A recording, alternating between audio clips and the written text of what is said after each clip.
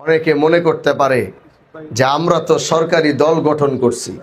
আমি তাকে বলবো, তোমরা সরকারি দল গঠন করছো ভালো কথা, কোনো সমস্যা নাই। সরকারি দল গঠন করছো দেখে কি তোমার সরকার তোমারে অন্যায় করতে কইছে?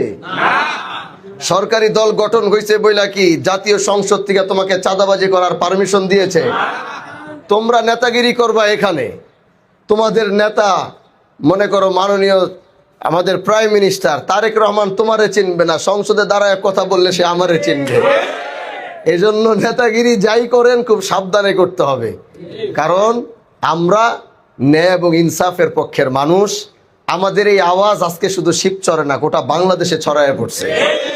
আমাদের এই আওয়াজ আল্লাহ পাক, এই কথাটাই আমি আমার নির্বাচনী বক্তব্যে বলেছিলাম যে হাজী শরীয়তুল্লাহ, আল্লাহ তুমি তাকে শিবচর থেকে গোটা ভারতবর্ষে নেতৃত্ব দেওয়ার তৌফিক দিয়েছো।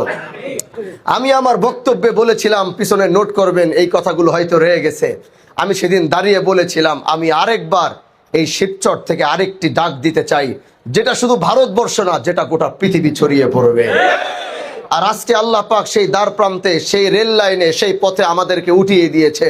হয়তো আগামীতে যদি আপনাদের হানজালা বেঁচে থাকে, তাহলে গোটা পৃথিবী হানজালাকে নিয়ে আলোচনা করবে ইনশাআল্লাহ।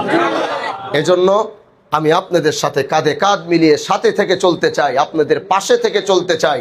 আমি এরকম কোনো এমপি হতে চাই না। আমি আগেই বলেছি, আমি সেই এমপি হতে চাই না যে এমপি জনগণকে দূর থেকে হাত দেখিয়ে চলে যাবে, মাসের পর মাস তার জনগণের সাথে সম্পর্ক থাকবে না, এলাকার সাথে সম্পর্ক থাকবে না, হুট করে একবার আসবে চলে যাবে। এরকম এমপি হতে আসেনি।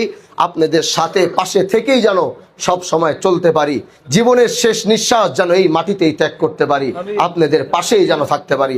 আল্লাহ যেন সেই তৌফিক দান করে।